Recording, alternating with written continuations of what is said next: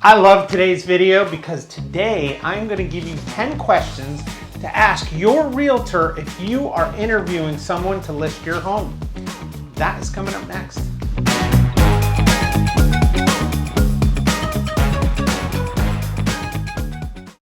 Hey everybody, it's Matt Allen here with the Allen team. I hope you're having an awesome day today, and thank you for taking time to watch this video. Today's video is going to be very useful for you if you are even thinking about selling your house in the next, 3 months, 6 months, a year. It's invaluable information. We're going to go through 10 questions that you absolutely have to ask a real estate agent to gauge how successfully they're going to be at selling your house. It's vitally important to know these questions, have them in front of you, and when you're interviewing several agents, you can ask the same questions, but it'll give you an idea of how experienced they are, how quickly they're going to sell, what is their marketing program, and whatnot. So without further delay, let's get into it. I'm going to go through these pretty fast, so keep up. Number one on my list is ask the agent, how long have they been licensed? And this is a no-brainer. You know, obviously, new agents have the opportunity to grow their business, but at the same time, you want somebody that has some experience under their belt. Again, if you're here in Central Florida, and I'm going to give you myself as an example, I've been an agent since 2002, so 20 years this year is a lot of experience to be able to sell your house successfully. Number two, how many sales have you sold in the last year? What is your sales volume? Buyer side, seller side. Make sure you ask that question. You could have somebody who is a buyer's agent that is trying to break into the listing agent market. They should be about half and half, is what typically most experienced agents have, is half buyers, half sellers. Number three on my list has to do with where the agent is selling the majority of their properties. This is an important one because if they're selling properties 50 miles, typically from where you're located, that's kind of a warning sign that they may not know the area real well. So make sure they have some experience in your neighborhood or maybe just in the surrounding area, but know that market. That's going to become very important when you go to put your house on the market. Now, every agent is going to come up with a market analysis and a valuation on your house. It's very important to ask those hard questions of where did you come up with this value? They should be able to provide you with active, pending, and sold homes in the immediate area that are of similar size, similar square footage, that account for how they came up with that value on your home. That's extremely important. So number five on my list has to do with interviewing big teams or big, large firms. Is asking the agent you're meeting with, am I going to be working direct with you, or are you going to pass me along to another agent, a newer agent, or somebody on the team that handles listings? To me, it's more personable to be working directly one-on-one with whoever it is you're meeting with.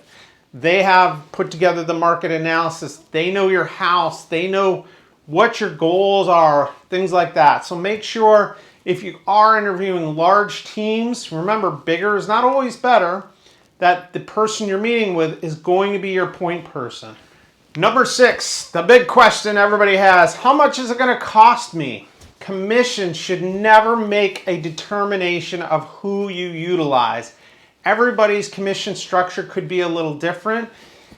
It really comes down to what are they going to deliver for the money they are charging. Are they experienced enough to not just depend on the MLS? If you're going to pay a flat fee MLS service, of course the commissions are going to be less. But you definitely need to know that so you can find out if there's any other transaction fees or any additional fees that need to be paid other than commission. And then also you want to ask, is my commission different if you sell my house without a cooperating broker? So keep that in mind. Marketing plan. Everybody should have one. They should have one written down, exactly what they're going to do for your house. Be careful because a lot of agents will present you a cookie cutter marketing plan. This is my marketing plan. They haven't looked at it in 6 months. That's just what their brokerage gave them to give you so they could show that they're going to do all these marketing things. They should have it on the tip of their tongue at least 10, 20 things they're going to do.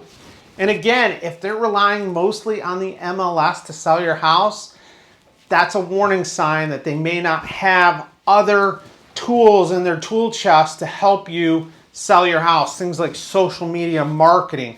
And when I say that, paid marketing, print advertising, a large social network following, things like that. You can ask those questions.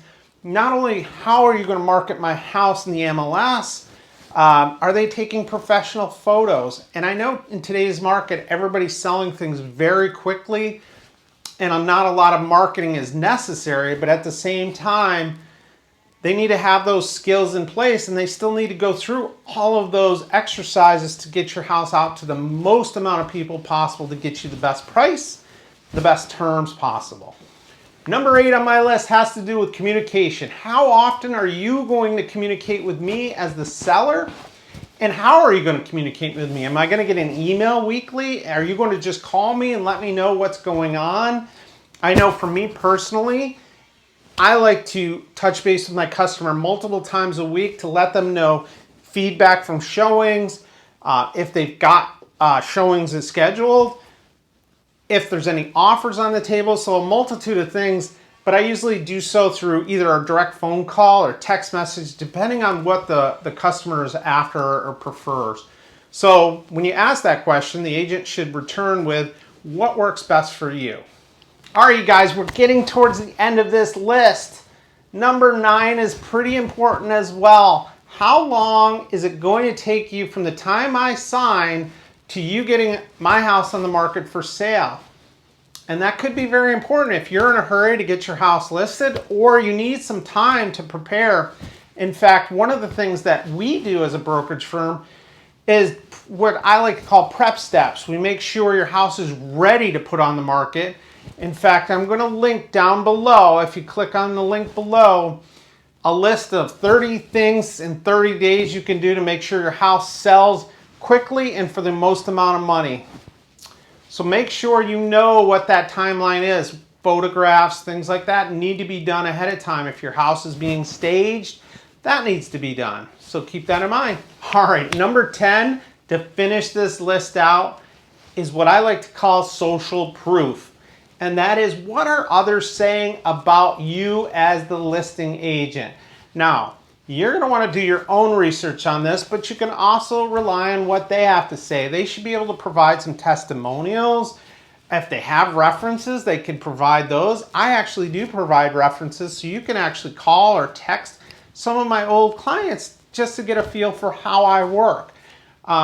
Once you've been provided that from the listing agent, you can go and Google their name and get plenty of social proof.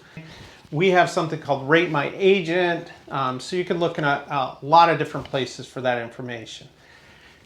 We've come to the end. I hope this was interesting and helpful for you. If you have any questions or are in the Orlando area and need a good listing agent, consider calling me. I would love the opportunity to talk with you and let you know how we will sell your house. Thanks again, you guys. We'll see you on the next video. Hey, thanks for watching this video. If you found it interesting, check out this video over here. It's on things to consider when selling your house in Central Florida. Really good video. I think you'll like it. Have a great rest of your day. Bye-bye.